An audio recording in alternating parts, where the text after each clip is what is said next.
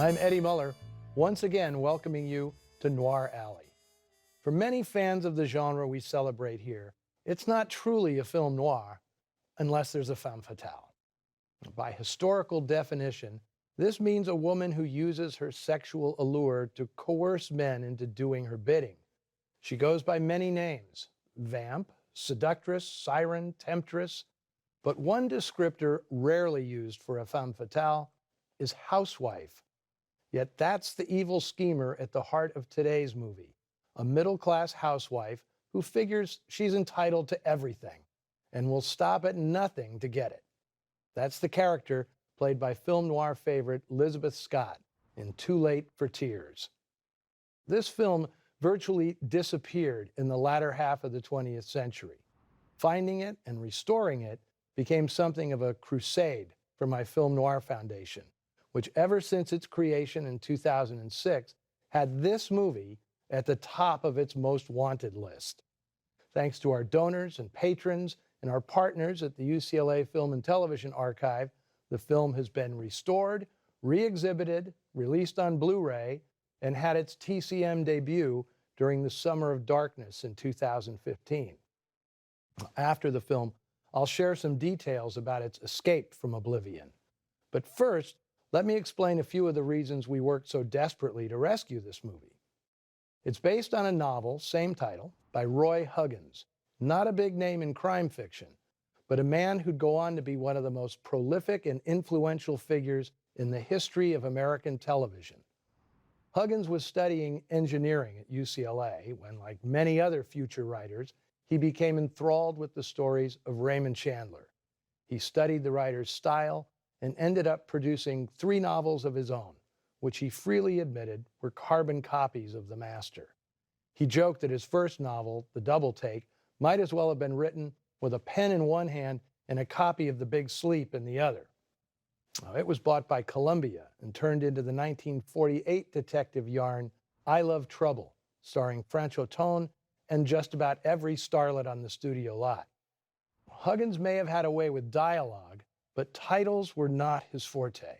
His follow-up novel was called Break the Wild Wind, until a sensible editor at William Morrow renamed it Nothing But the Night.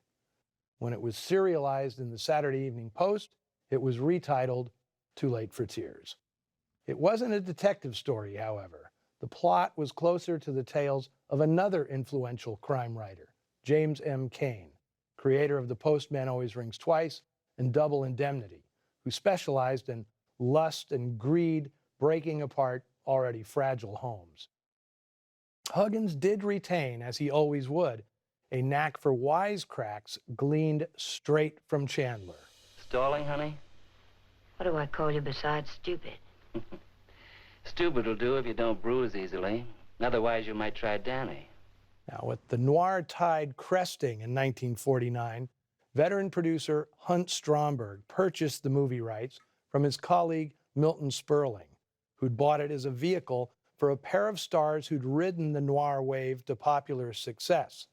Joan Crawford, who'd scored a comeback in a series of noir dramas produced by Jerry Wald, wanted to play the avaricious wife.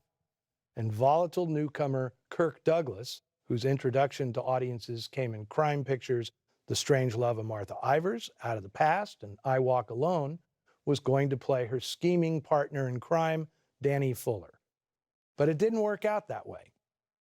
When Stromberg found himself short of funding, he mounted the production through a package deal with Republic Pictures and independent producer Hal Wallace, which left him with a pair of second-tier players as his stars, actors who, not coincidentally, were even more synonymous with crime pictures than the big stars who got away. Elizabeth Scott and Dan Duryea still commanded hefty salaries, however, which left a lean budget for the rest of the production.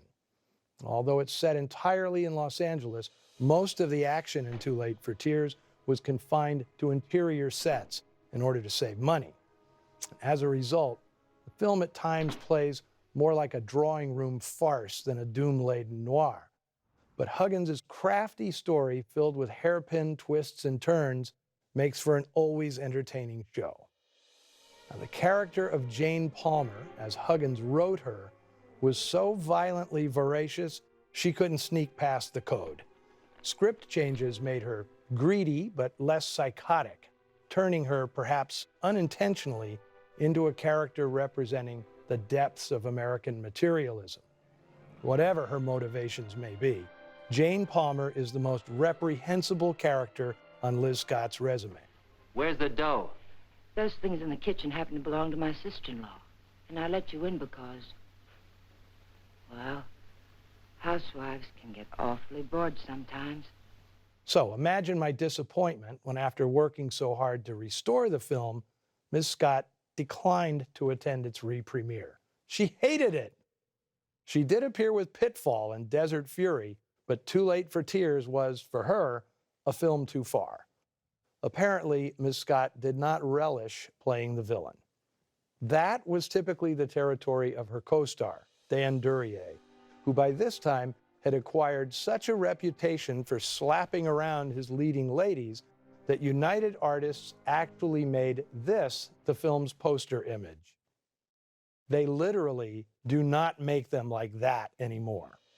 The third member of today's triangle is Arthur Kennedy, who took the role, originally intended for Wendell Corey, to finance his return to Broadway, where later that year he'd win a Tony Award for his performance as Biff in Arthur Miller's Death of a Salesman.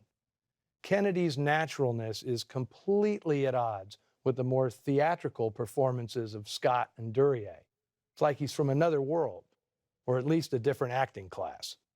Considering the deceitful dynamics of the script, the wildly divergent personas of the actors work to the film's advantage.